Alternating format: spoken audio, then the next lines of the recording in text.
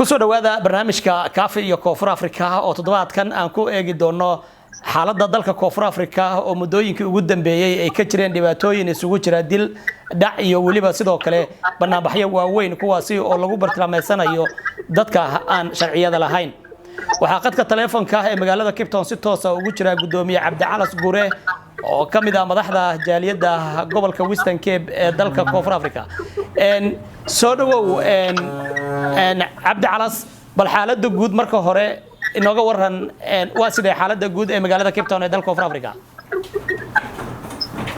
bismillahirrahmanirrahim awriya xasakaad maxamed sare waa maasantahay walaalow ilaahay subhanahu wa ta'ala wasabiro xaaladda kulay waa sida aad maalmihii la soo dhaafay aad ka daawanayseen ama aad goobjoog u ahaadeen waxyaabaha ka dhacay dalka South Africa kuwaas oo dil iyo barakicin iyo handadaad iyo wax aan sanjinaayb loo yaqaano ama afrophobia ay ka socdaan dalka South Africa taasoo guud ahaan jaaliyadda Soomaaliyeed ay qayb ka tahay jaaliyadaha Afrikaanka ee la dhibaateeyay walow Soomaalidu u sii dheertay dilalka iyo dhaca joogtada ah marka walaalow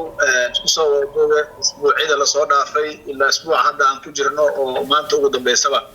waxa ka taagan qalalaaso iyo boob antiyeed iyo barakicin dad shacabka guriyada ku noolaa inta waayahay bal waxaad inooga hortaa si gaar ah bal dareenka dadka Soomaaliyeed ee ku dhaqan gobolka Western Cape gaar ahaan magaalada Cape Town iyo nawaaxigeeda oo inta badan dadka arrimahaas u ololaya aad qayb ka tahay bal dareenka ay ka qabaan arrimahani sidee yihiin aad iyo aad aan maasanta asakaafiyo horta guud ahaan waxaan ka xunahay wixii magaca Soomaaliyeed ama community ha sheegtaan ama xumaaday waa wax ugu dhacay waa wax dhamaanteen aan ka xunahay waa wax marnaba aysan ku habooneen community-ga Soomaaliyeed ama jaaliyadda Soomaalida baaxadda leh ee dalka South Africa u yimideen Ingiriiska iyo inay dhibaatooyinkii ka jira dalkoodii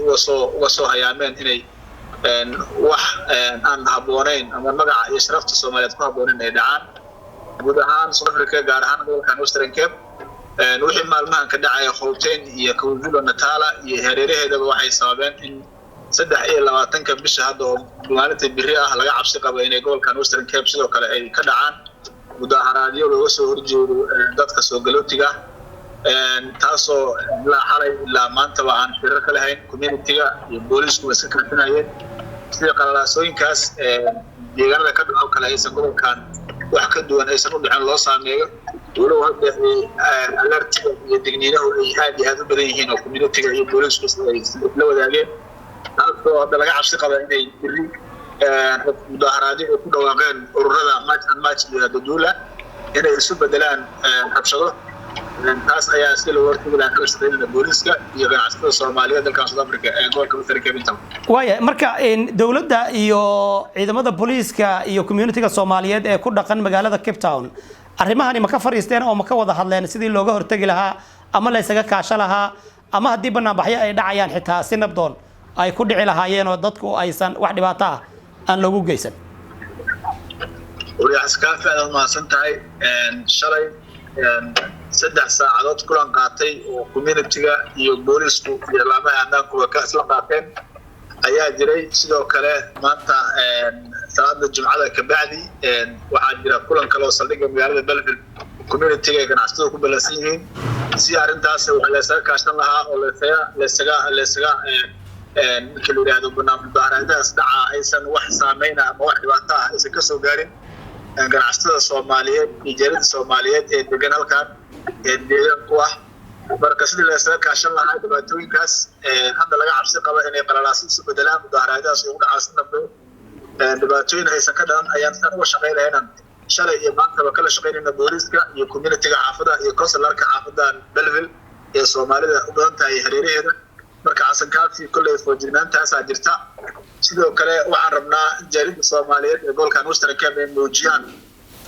taxadir badan socodka la yareeyo gawaarida iyo gabdhaha iyo carruurtana dadka laga celiya maalinta birita oo ay mudaharaadka ku dhawaaqeen inay magaalada Belfast oo xarunta Soomaalidu ganacsiga xooggan ku leedahay ka bilaabi doonaan waayahay Cabdicalas markaan ka soo tagno barnaamijka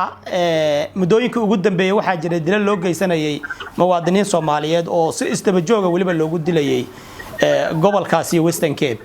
magaalada Cape Town iyo nawaaxigeeda dilalkaasi maxay salka ku hayaan عسكافي وإلهي سبحانه وتعالى هم حريستو نالله وإنا إلى راجعون دباتون كدعي ودنبيه وحا حلي كوغيريو دي مغالada Cape Town wada Soomaaliyeed oo lagu magacaab jiray Cabdullaahi Cadu Cade oo suu dhaawac ka soo gaaray u geeriyooday xalay oo arag nin ganacsatada ah oo madhow magaaladan South Africa qaasatan magaalada Cape Town ku guursaday shalay xalay baarihi maqribadii ayuu u geeriyooday dhaawac ka soo gaaray dhaawacaas waa wadankii ugu dambeeyay ku dhinta gacanta cadawga ay u geystaan Soomaaliyeed oo lagu dilay Ilaahay subhanahu wa ta'ala xarisaanay walaalkeen dhacdooyinkii ugu dambeeyay bishii March iyo bishaan haddaan ku jirno April muwaadiniin ka badan 18 muwaadin ayaa lagu dilay oo habeeraatee aysan jirin in loo soo qabtay waa dareemi kartaa marka laba bilood oo bishii May iyo April ay maanta May ay tahay 22 iyo April 18 muwaadin oo Soomaaliyeed lagu dilay ay saran jirin cid loo soo qabtay dacwada dilkaas dhacay dhaawacyo ay tirabeen yihiin marka waxay leenahay Ilaahay u naxariisto waxa jiray qolooyin rabshadaha ka faa'iideysto qaswadayaal oo Soomaalida alaabo taargad u ah inay iska dilaan simcina daraa marka Asakaafi oo cabsidaas iyo walbaarkaas ayaa jiray ilaa hadda ma jirta cid loo soo qabtay muwaadinkan geeriyooday xalay ku geeriyooday ugu dambeeyay dadkii ku baxay gacanta nimanka madaxayaasha ee Soomaaliya waaye marka Cabdi Calas adigu ka maamul ahaan waxaad horjoogayaal ayaa tihiin oo bulshada ayaad u khidmaysaan dabagal rasmi ah ma ku sameyseen dilalkan dhacaya ciidamada iyo sirdoonka iyo adinkoo kaashanaya dabagal ma ku sameyseen mase qofkii la dilo baad adinka qaabilsantiin inaad dugtaan Asakaafi waa su'aal aad u fiican annagu shaqada iyo hawlaha community aan u hayno waxay quseeyaan inaan kiiskii dhacay iyo meeshii uu ka dhacay iyo sida uu dhacay aan dawladda markay la wadaagto aan la wadaagno wax soo qabashada iyo wax ka geystana waxa iska la ciidanka laakiin inuu ka dawo tigidii iyo sheegidii iyo inaan kiisaskii furno ayaan xaq u leenahay ilaa hadda ma jirto cid loo soo qabtay kiisaskaas iyo dilalkaas dhacay way jirtaa in qaar muwaadiniinta Soomaaliyeed ay naqdeen target sababtoo ah niman gooleysata oo madaxyaal ah oo ummadda Soomaaliyeed diigooda banaystay ayaa qaar kamid ah ganacsatada markay naftooda maareeyeen waxay bixeen qaab protection ay ku noolaadaan taasina waa waxaan suuragal ah sababtoo ah dilku soo dhaca markaas fiiriso suuragal ma in lacag laga qaado una dilo dawladuna way ogtahay way ka baxsan tahay dhibaatooyinka jira laakiin waxa noo muuqata inay arrintaas tahay arin anaga xageena ay ugu tahay dhibaato wasabto aan muwaadin Soomaaliyeed lagu dilo lacag laga qaato ministero iyo tuugo aan macnaha madaxyada dhaqaale ay ka qaadaan qof walba lagu dilo ciidamada booliska marka la hadasho waxay ku leedahay lacag bixisay ma ku badbaadaan